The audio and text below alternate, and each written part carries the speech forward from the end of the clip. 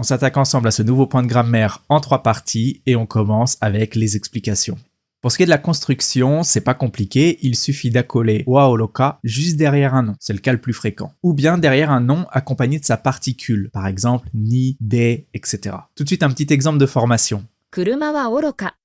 車では愚か。 Comme vous le voyez, wa oloka suit le nom kuruma ou bien le nom kuruma suivi de sa particule de selon le sens qu'on veut donner à la phrase. Et donc le sens, on y arrive. Dans la majorité des explications trouvables dans les manuels ou sur internet, cette expression est traduite par des expressions comme « et encore moins quelque chose ». Le genre d'expression qu'on utilise pour montrer que si une première chose est déjà difficile, voire impossible, la seconde l'est d'autant plus. Et là, il y a un petit problème parce qu'en japonais, la chose la plus difficile n'arrive pas en deuxième position mais en première. L'ordre est inversé par rapport au français. Et donc, ça peut porter à confusion pour les apprenants du japonais. Alors personnellement, je préfère vous donner une autre traduction, peut-être un peu plus longue, mais qui permettra d'appréhender beaucoup mieux le sens et l'ordre des mots en japonais. Rien ne sert de parler de quelque chose, vu que quelque chose. Regardez, cette traduction fait sens si on la met en parallèle avec l'analyse de l'expression mot par mot en japonais. D'abord, on a un nom, suivi ou non de sa particule, qui représente quelque chose. Cette chose, elle est suivie de la particule wa, qui indique qu'on va la définir avec ce qui arrive après. Ce qui arrive après, c'est oroka. C'est un mot qui signifie idiot, stupide, absurde. Donc, cette chose, elle est définie comme idiote. Et voilà donc le sens en japonais.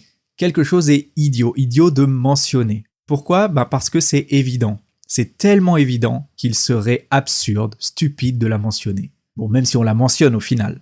Avant de passer aux exemples, qui seront sûrement plus parlants, quelques remarques. Comme la majorité des expressions de ce niveau, on a affaire à un registre plutôt soutenu. Dans le langage courant, on préférera utiliser d'autres formules, comme par exemple wa mochiron à la place de wa oloka. Ensuite, cette expression véhicule une image plutôt négative. En français, c'est bien « et encore moins quelque chose ». Donc on la rencontre en majorité avec des phrases se terminant par un verbe à la forme négative ou des verbes qui expriment la restriction, l'impossibilité. Enfin, faites bien attention à placer la chose la plus forte en premier, devant wa oloka, et la chose la moins forte après. Rien ne sert de parler de quelque chose de grand, de fort, de difficile, en première position, vu qu'on n'arrive pas à faire quelque chose de petit, faible, facile, en deuxième position. Voilà pour les remarques, et maintenant, on va illustrer tout ça avec 2 exemples. Premier exemple. 彼は漢字は愚か、ひらがなさえ書けない。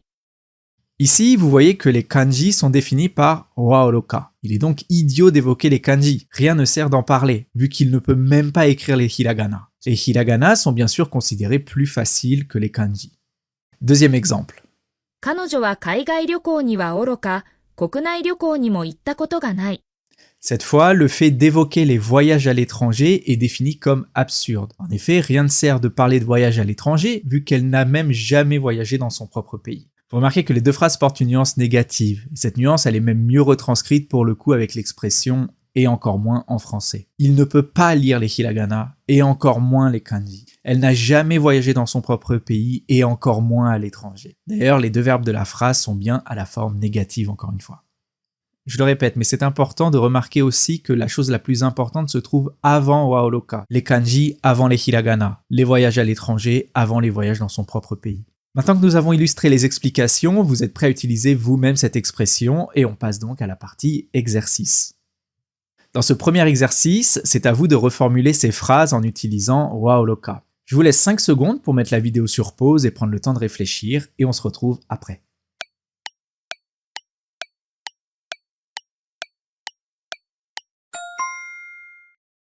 On passe à la correction avec la première phrase. 彼はフランス語は愚か、英語も話せない。 Si on considère que l'anglais est généralement plus parlé que le français en tant que langue seconde, il suffisait de définir le français par wa oloka pour connecter les 2 phrases et donner quelque chose comme « Rien ne sert de parler du français vu qu'il ne peut même pas parler anglais ». Ou bien « Il ne peut pas parler l'anglais et encore moins le français ». On passe à la deuxième phrase. その日本人の歌手は海外では愚か、日本でも人気がない。 Cette fois, il y avait un petit piège. Il fallait en effet inverser les 2 phrases avant de les connecter. Concernant ce chanteur japonais, rien ne sert de parler de sa popularité à l'étranger, vu qu'il n'a même pas de popularité au Japon. L'étranger représente un rayonnement plus grand. C'est donc lui qui est défini par wa oloka. Deuxième exercice, c'est à vous de créer une phrase entière en vous basant sur cette petite situation imagée. Petit indice, je crois que Monsieur Tanaka va devoir économiser pour arrêter de marcher. À vous de jouer, je vous laisse 5 secondes pour mettre la vidéo sur pause et on passe ensuite à la correction.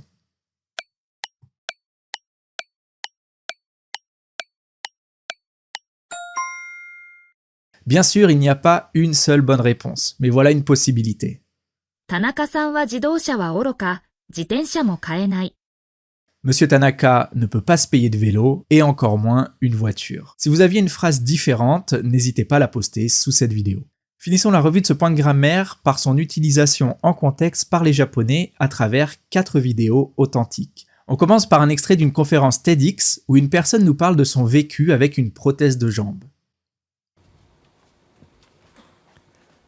いざ義足をつけたとき、歩くことはおろか、立つこともできませんでした。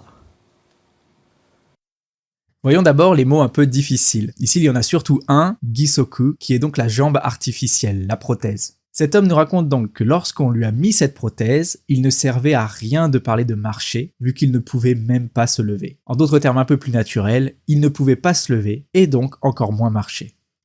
On passe au deuxième extrait, un reportage télé sur la pénurie d'eau qui touche la ville d'Akita. 水がないことで食事はおろか風呂や洗濯もままなりません。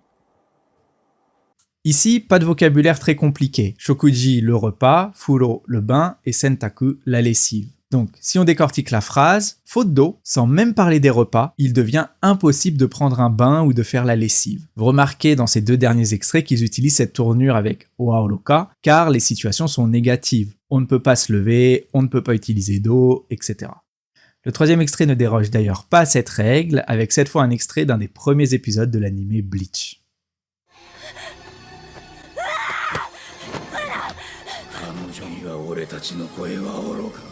姿を見ることもできない。